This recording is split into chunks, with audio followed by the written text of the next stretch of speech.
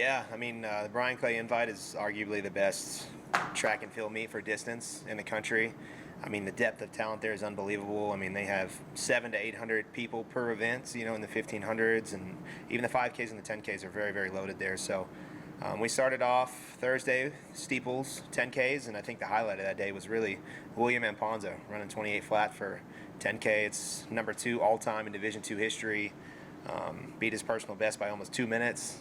I mean, you're talking about a guy that is proving he's very, very elite and can, make a push for a title here in that event. And I mean, that's 4:30 mile pace for 6 miles in a row. So very, very elite, and we're excited to see where he's going to be and how he's coming along. And Harry Lorador was another one, breaking the 29-minute barrier, 28:37. He's number 3 in the country now in that event.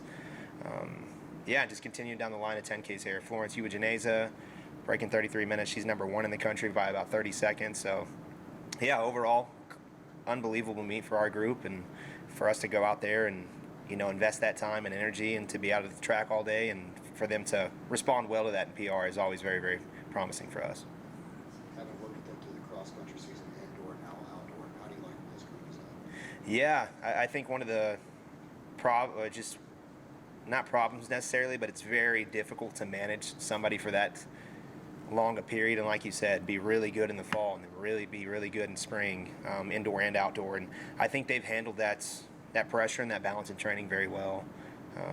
Some of them, were All-Americans in cross. William was a national contender in cross, and for him to come out and still be in peak shape months later, I think is just a testament to how he handles himself and how he handles training and managing his stress and everything. And I think that goes for a lot of the younger group as well. I mean, Betty Wajika is one that sticks out in my head. She just ran 16:22. She's top 20 in the nation now in the 5K. She'll most likely make the meets. Elise Lavelle, another one that ran great for us in the 10K. So, it's good when it's not 1 or 2 people in the group, but it's the majority of the group, right, that are running well year round. And again, I think that just speaks to the culture we have here and how supportive everybody is of one another.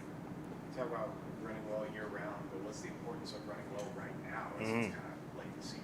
Yeah, and we talk about that too. Like the ability to show up on the day, right, is something that is separates our sport from a lot of others. You don't have 7 games and pick the best out of them. You get one opportunity, right, to go to this meet at Bryan Clay and at Azusa and run fast. So we talk about that a lot, and I think it gives them a lot of confidence when they can be put in those situations under high pressure and perform when they need to. I mean, because that's what the national meet is, right? You get one opportunity, you either make or break it, and so if you've practiced that throughout the season, it's just another meet at that point.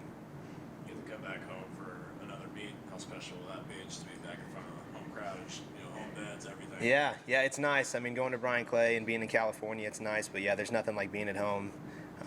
We'll actually have a meet this Sunday. William will qualify in the 5K. He doesn't have a 5K mark yet, so he's probably the big one within my group that needs to do something. Prince Mekabello, Aziz Mohammed, those guys will probably try to run 800 or 1500, try to get some qualifying marks. So we'll make it fun. We'll set up some pacers. We'll try to make the races fun and good for a crowd here.